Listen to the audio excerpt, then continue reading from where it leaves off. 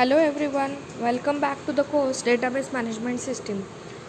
आज इस वीडियो में हम SQL that is structured query language इसके बारे में पढ़ने वाले हैं। Structured query language is the basic language used for doing the practicals of database management system. There are various softwares like MySQL, Informix, Oracle, MS Access, SQL Server. These are the softwares by which we can create database, insert the records into that particular database, and retrieve the database from retrieve the records from the database as per the user requirement. So for this we need to implement some structured query language queries. So let's start. SQL means structured query language. It is used to storing and managing the data in relational database management system. It is standard language for relational database system. It enables a user to create, read, update, delete relational databases and tables. All RDBMS like MySQL, Informix, Oracle, MS Access and SQL Server are use SQL as their standard database language.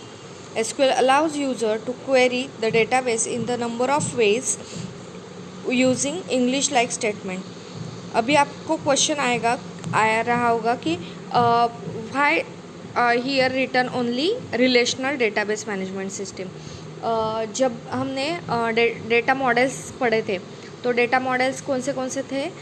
Relational data model, network model, hierarchical model, ये सारे models हमने data models में पढ़े थे.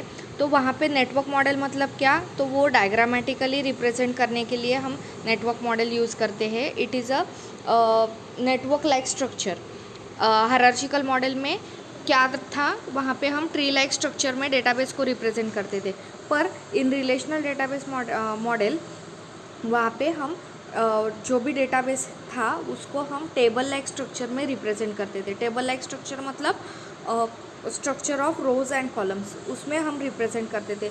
तो ये जो model है वो मोस्टली यूज़ किया जाता है रिलेशनल डेटाबेस मॉडल, बिकॉज यहाँ वो जो रिलेशनल डेटाबेस मॉडल है वहाँ पे रिलेशंस जो भी है डेटाबेस में, मतलब हम एट अ टाइम एक डेटाबेस क्रिएट करते हैं पर एक ही डेटाबेस में सारे टेबल्स नहीं इंक्लूड होंगे. अगर हम बहुत बड़े एंटरप्राइज का डेटाबेस क्रिएट कर रहे हैं तो वहाँ पे हमें बहुत बड़ा डेटाबेस क्रिएट करना पड़ता है.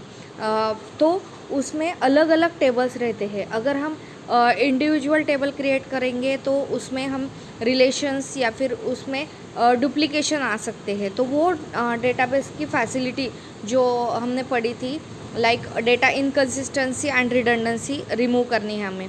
तो डेटा रिडंडेंसी मतलब डुप्लीकेशन ऑफ डेटा. तो वो जो पर्टिकुलर डुप्लीकेशन है वो रिमूव करने के लिए relational database model facility provide करता है कि हम just we can create two different tables or two different databases and we can generate the relationship between that particular tables. तो ये सब जो फैसिलिटी है वो सब प्रोवाइड किया जाता है रिलेशनल डेटाबेस मॉडल में. इसीलिए ये सारे जो सॉफ्टवेयर्स है वो सब फैसिलिटीज़ प्रोवाइड करते हैं. इसीलिए इसके आगे हम सब रिलेशनल डेटाबेस मॉडल पे ही वर्क करेंगे. रिलेशनल डेटा मॉडल में हम टेबल्स क्रिएट करेंगे. टेबल्स क्रिएट करने के बाद उसके अंदर डेटा इंसर्ट करेंगे और जो भी यूज़र रिक्वायरमेंट है उसके ऊपर से हम डेटा फाइंड आउट करेंगे.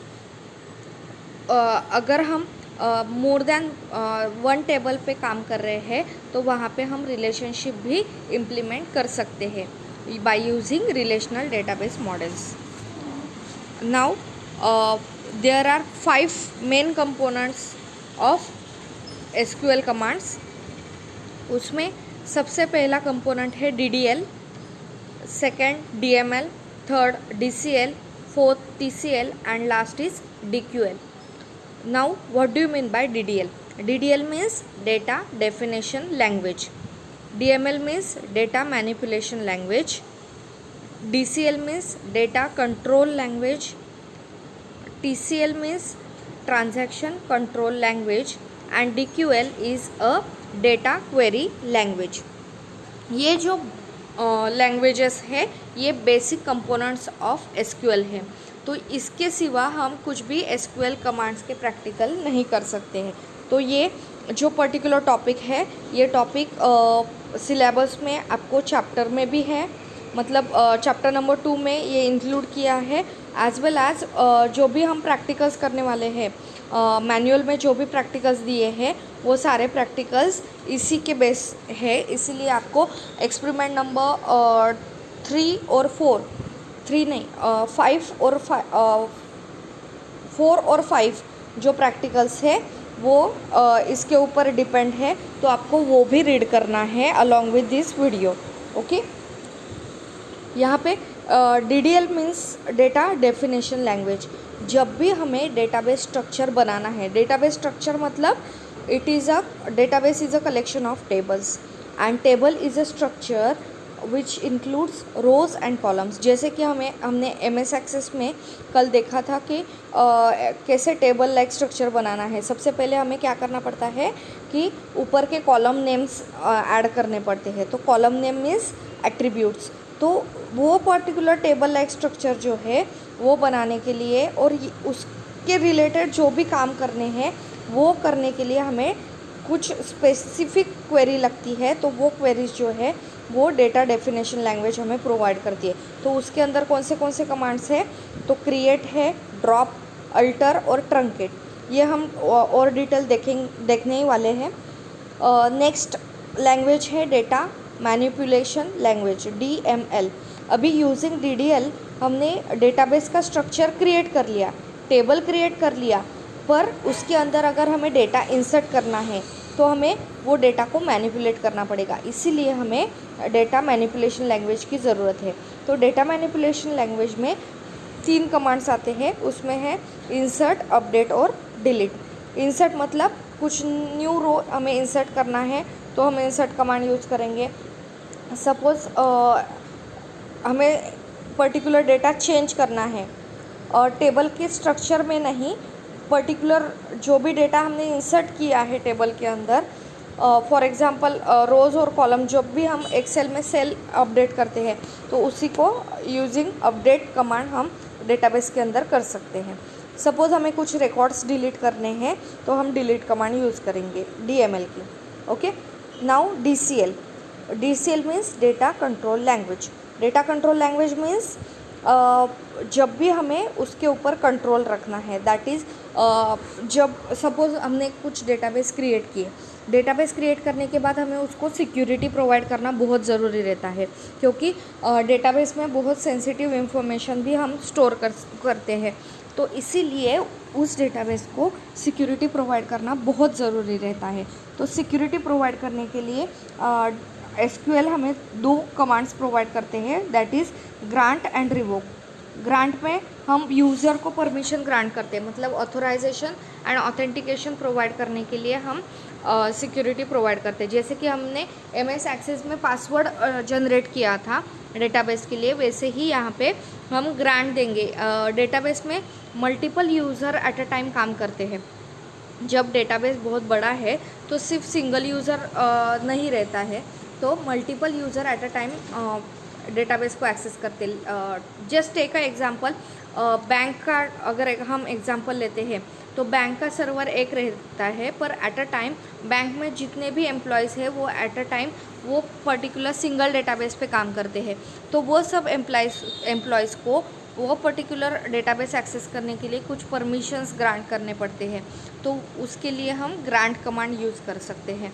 और अगर हमें वो पर्टिकुलर जो भी परमिशंस हमने दी है यूज़र को उससे रिटर्न लेना है, तो उसके लिए हम रिवोक कमांड यूज़ कर सकते हैं। तो DCL कमांड से हम पर्टिकुलर डेटाबेस को सिक्योरिटी प्रोवाइड करते हैं।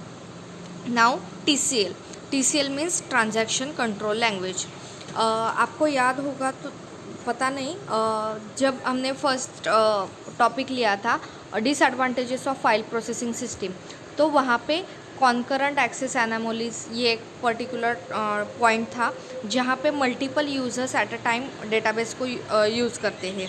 और वो उसमें मैंने एक्सप्लेन किया था कि सपोज़ वो पर्टिकुलर डेटाबेस के अंदर वो जो पर्टिकुलर डेटाबेस है उसको एक कंसिस्टेंट स्टेट में सेव रखना है।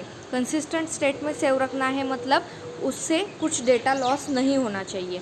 तो ट्रांजैक्शन कंट्रोल लैंग्वेज जो है वो हमें वो फैसिलिटी प्रोवाइड करती है कि डेटाबेस हर टाइम एक कंसिस्टेंट स्टेट में रहनी चाहिए।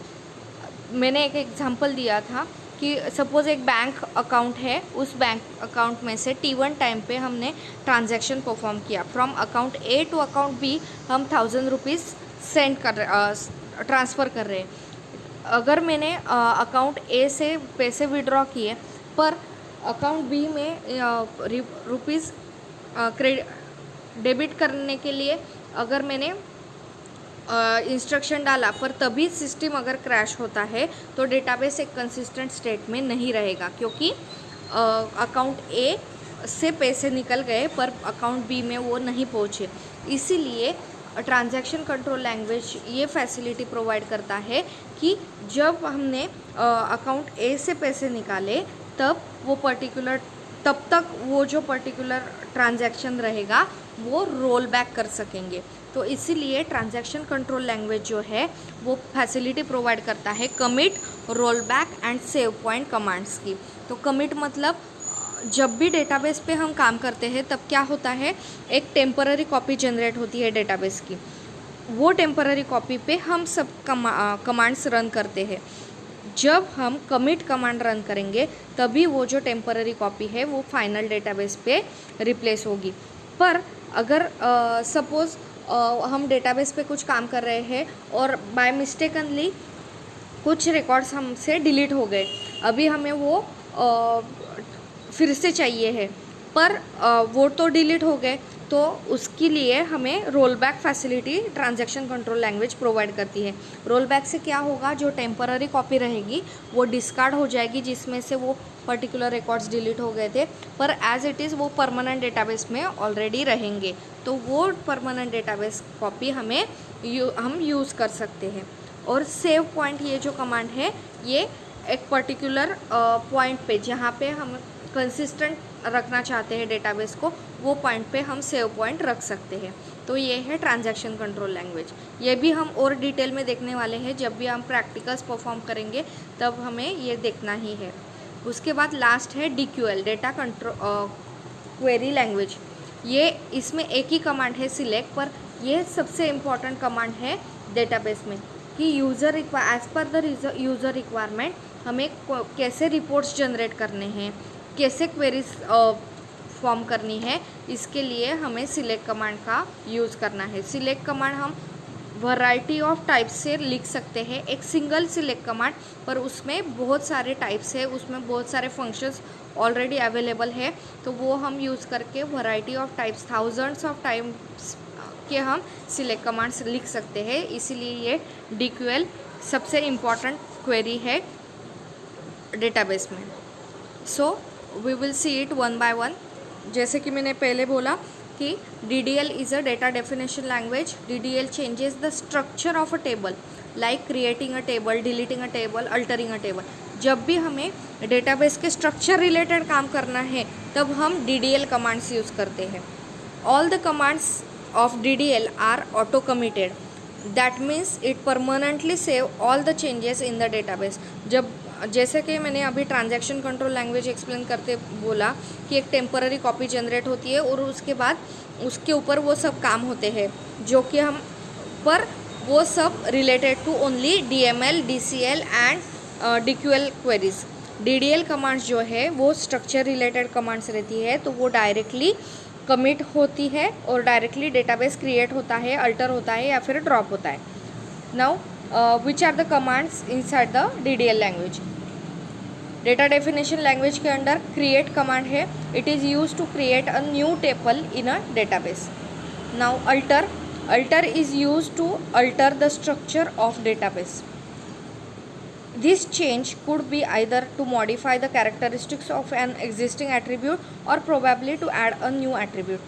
अभी यूजिंग क्रिएट कमांड से हमने डेटाबेस में टेबल क्रिएट कर लिया, अभी टेबल क्रिएट कर लिया, उसके बाद मुझे याद आया कि एक एट्रीब्यूट मुझे और ऐड करना है, तो मुझे फिर से क्रिएट कमांड में नहीं यूज़ कर सकती, उसके लिए मुझे अल्टर कमांड यूज़ करना पड़ेगा।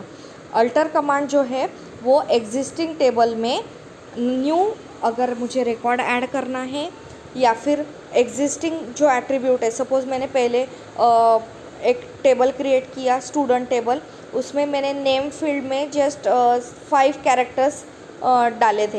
एक्सेप्टिंग जब भी डेटा टाइप हम लिखते हैं तो वहाँ पे हमें number of character accepting characters डालने पड़ते हैं, तो वहाँ पे मैंने नंबर ऑफ़ कैरेक्टर्स 5 डाले थे।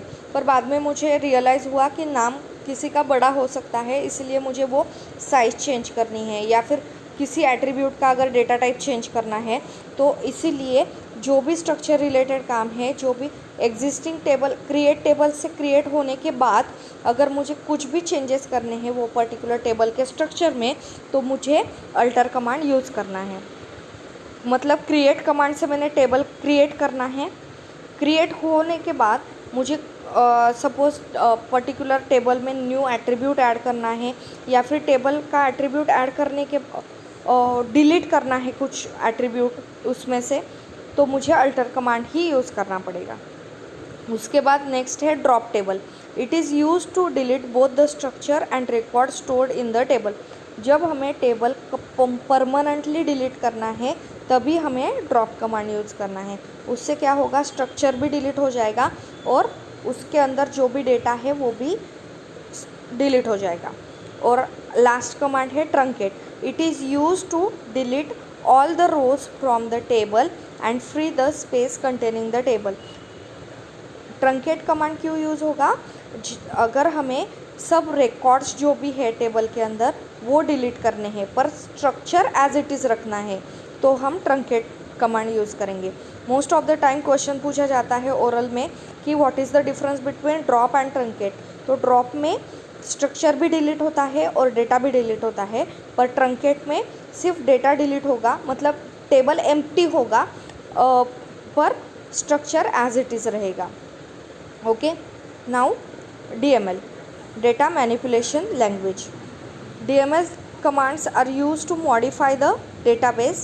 It is responsible for all forms of changes in the database. The command of DML is not auto-committed.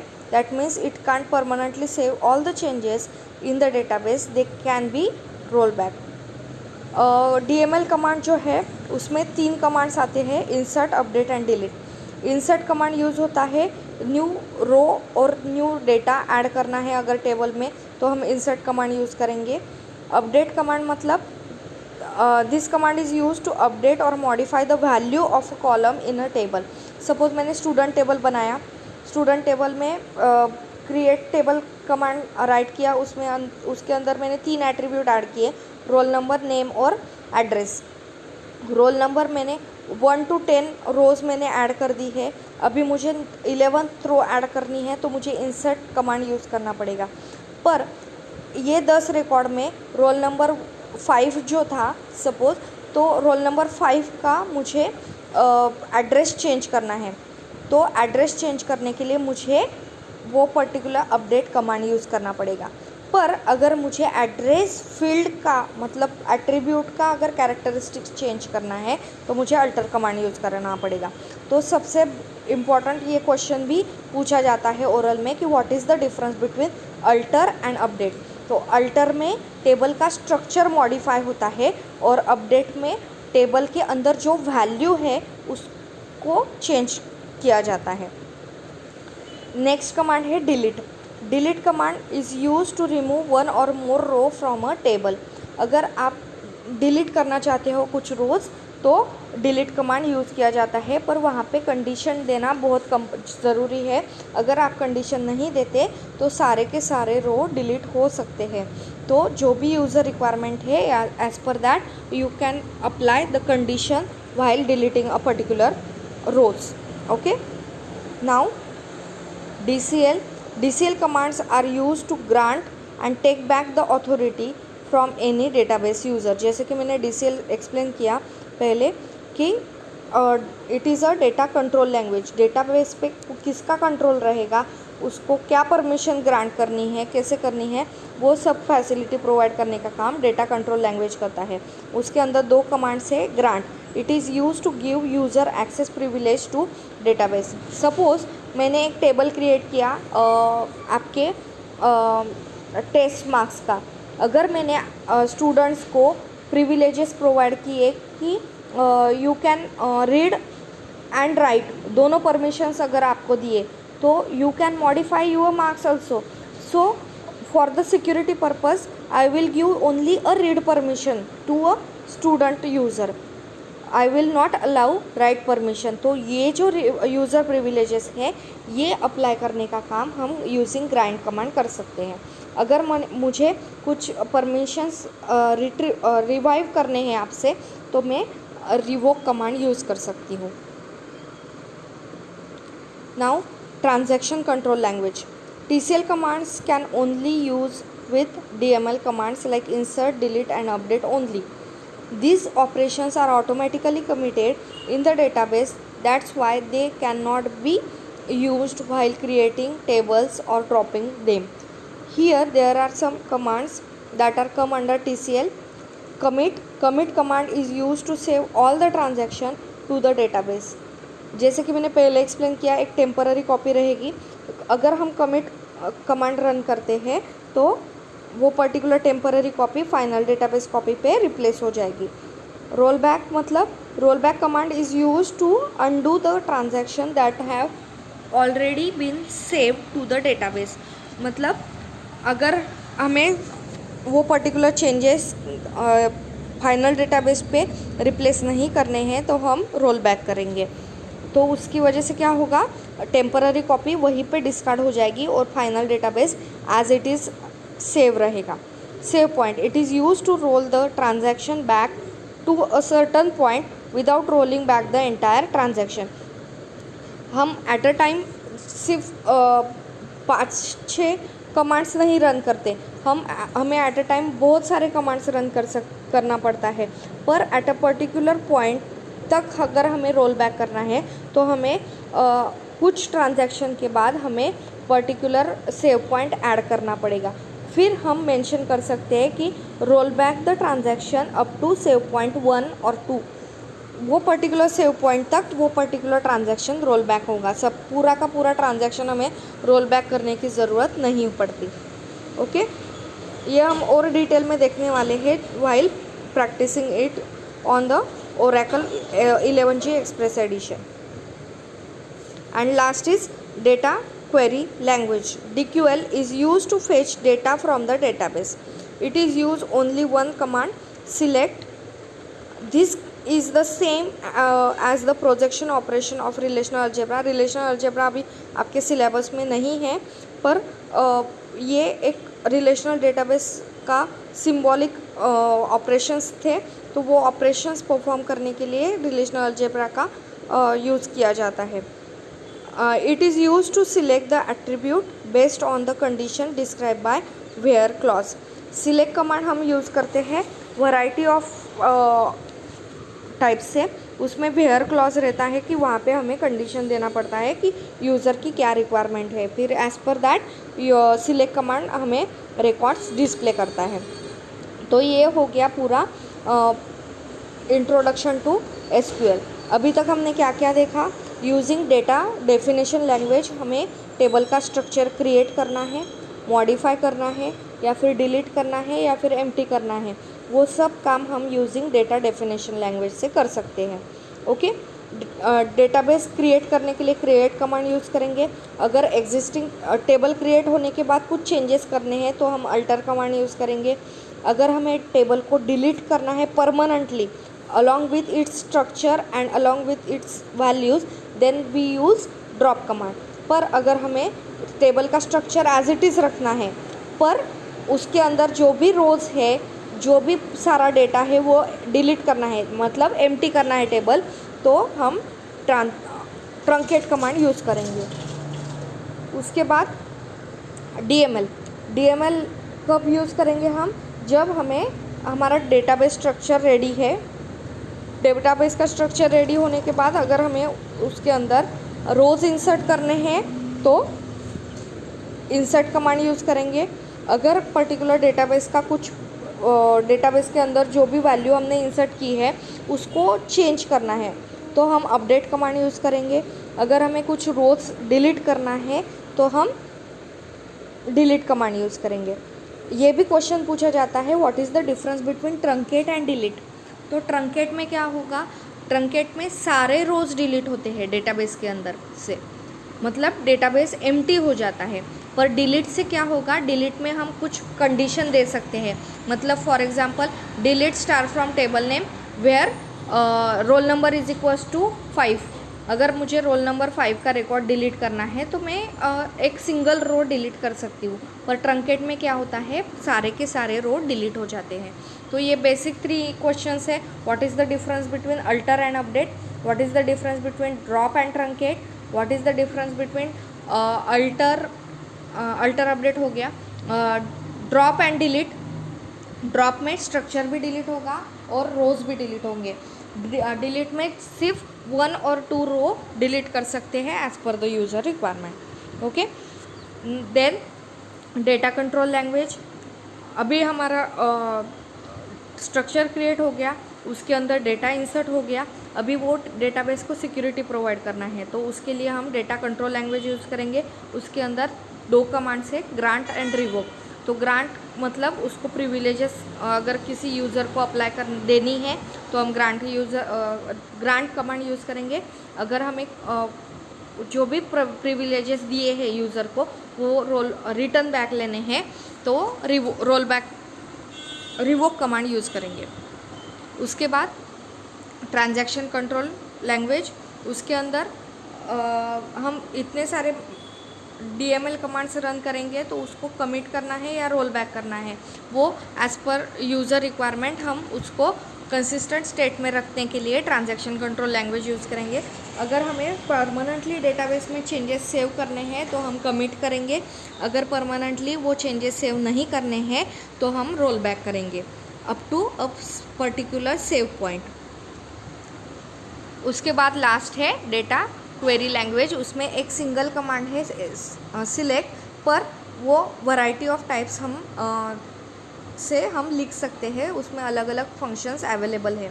तो आपको सबसे पहले तो एक्सपेरिमेंट नंबर 4 और 5 रीड करना है, वो रीड करो और उसके बाद हम नेक्स्ट वीडियो में देखेंगे actual execution of DDL and DML commands. Okay, thank you.